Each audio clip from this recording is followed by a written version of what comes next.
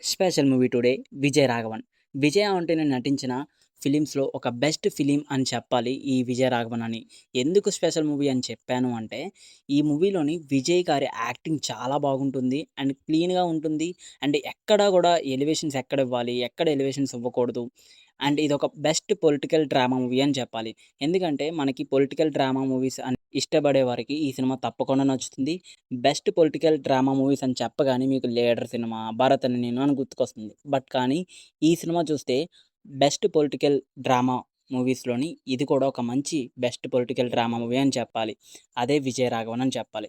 ఎందుకు 'విజయ రాఘవన్' అని చెప్పాను అంటే ఈ సినిమా ఎండ్ అయిపోతున్నప్పుడు కూడా పార్ట్ 2 అని అనౌన్స్ చేశారు. ఇప్పటికొచ్చి పార్ట్ 2 తీయలేదు. ఎందుకంటే ఈ సినిమా ఫ్లాప్ అయిపోయింది. ఎందుకు ఫ్లాప్ అయిందో తెలీదు. బట్ సినిమా చూసిన తర్వాత నాకైతే నచ్చింది.